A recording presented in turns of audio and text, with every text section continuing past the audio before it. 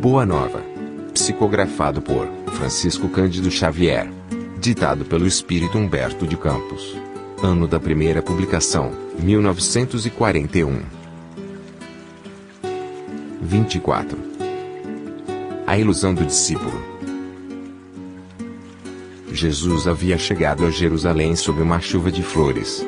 De tarde, após a consagração popular, caminhava Tiago e Judas, lado a lado, por uma estrada antiga, marginada de oliveiras, que conduzia às casinhas alegres de Betânia. Judas Iscariote deixava transparecer no semblante íntima inquietação, enquanto no olhar sereno do filho de Zebedeu fulgurava a luz suave e branda que consola o coração das almas crentes. Tiago! Exclamou Judas, entre ansioso e atormentado. Não achas que o mestre é demasiado simples e bom para quebrar o jugo tirânico que pesa sobre Israel, abolindo a escravidão que oprime o povo eleito de Deus? Mas, replicou o interpelado, poderias admitir no mestre as disposições destruidoras de um guerreiro do mundo. Não tanto assim. Contudo, tenho a impressão de que o Messias não considera as oportunidades. Ainda hoje, tive a atenção reclamada por doutores da lei que me fizeram sentir a inutilidade das pregações evangélicas, sempre levadas a efeito entre as pessoas mais ignorantes e desclassificadas. Ora, as reivindicações do nosso povo exigem um condutor enérgico e altivo. Israel, retrucou o filho de Zebedeu, de olhar sereno, sempre teve orientadores revolucionários. O Messias, porém, vem efetuar a verdadeira revolução, edificando seu reino sobre os corações e nas almas.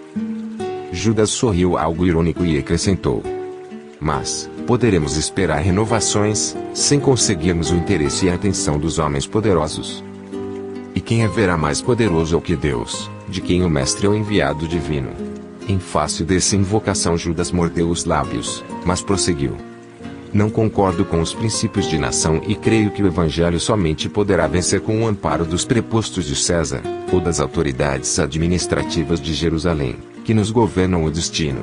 Acompanhando o Mestre nas suas pregações em Cesareia, em Sebaste, em Corazim e Betsaida, quando das suas ausências de Cafarnaum, jamais o vi interessado em conquistar a atenção dos homens mais altamente colocados na vida.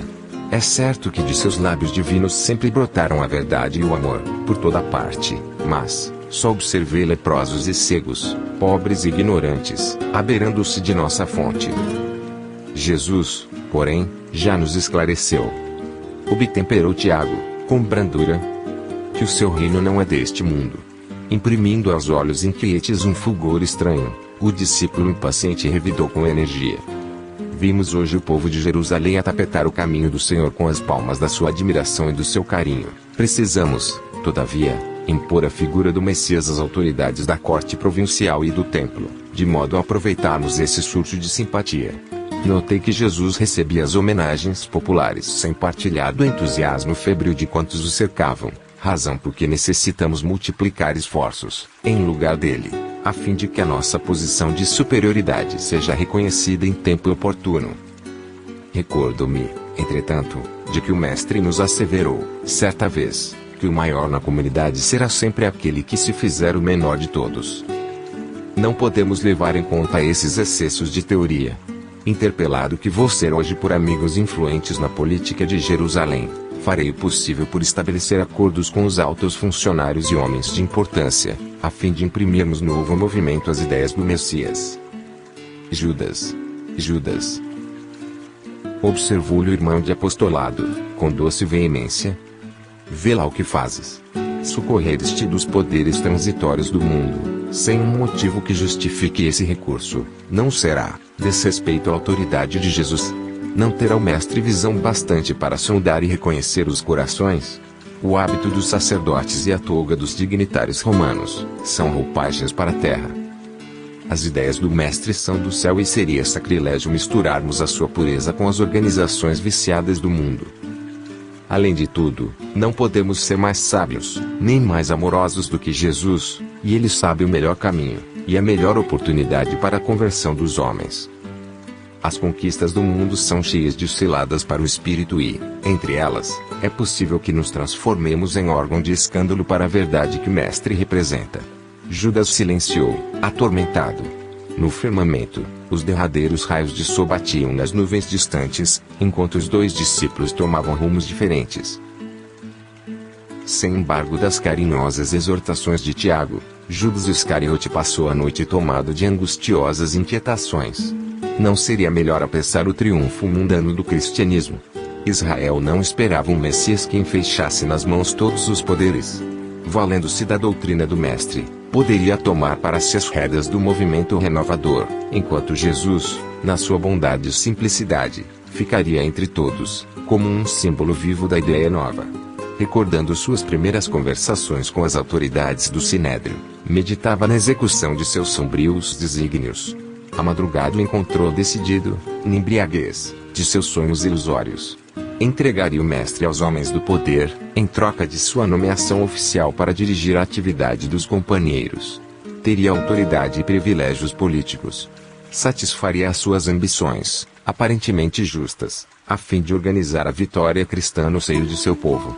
Depois de atingir o alto cargo com que contava, libertaria Jesus e lhe dirigiria os dons espirituais, de modo a utilizá-los para a conversão de seus amigos e protetores prestigiosos. O Mestre, a seu ver, era demasiadamente humilde e generoso para vencer sozinho, por entre a maldade e a violência. Ao desabrochar a alvorada, o discípulo imprevidente demandou o centro da cidade e, após horas, era recebido pelo Sinédrio, onde lhe foram hipotecadas as mais relevantes promessas. Apesar de satisfeito com a sua mesquinha gratificação e desvairado no seu espírito ambicioso, Judas amava o Messias e esperava, ansiosamente, o instante do triunfo, para lhe dar a alegria da vitória cristã, através das manobras políticas do mundo. O prêmio da vaidade, porém, esperava sua desmedida ambição. Humilhado e escarnecido, seu mestre bem-amado foi conduzido à cruz da ignomínia, sob vilipêndios e flagelações. Daqueles lábios, que haviam ensinado a verdade e o bem, a simplicidade e o amor, não chegou a escapar-se uma queixa. Martirizado na sua estrada de angústias, o Messias só teve o máximo de perdão para seus algozes. Observando os acontecimentos, que lhe contrariavam as mais íntimas suposições, Judas Iscariote se dirigiu a Caifás, reclamando o cumprimento de suas promessas. Os sacerdotes, porém, ouvindo-lhe as palavras tardias, sorriram com sarcasmo. Debalde recorreu às suas prestigiosas relâncias de amizade. Teve de reconhecer a falibilidade das promessas humanas.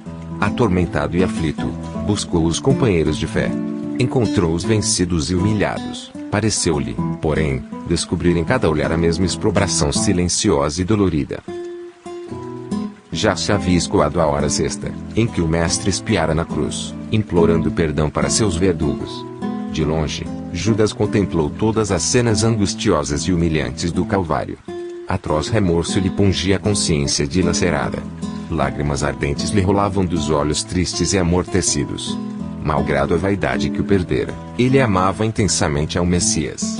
Em breves instantes, o céu da cidade impiedosa se cobriu de nuvens escuras e borrascosas. O mau discípulo, com um oceano de dor na consciência, peregrinou em derredor do casário maldito, acalentando o propósito de desertar do mundo, numa suprema traição aos compromissos mais sagrados de sua vida.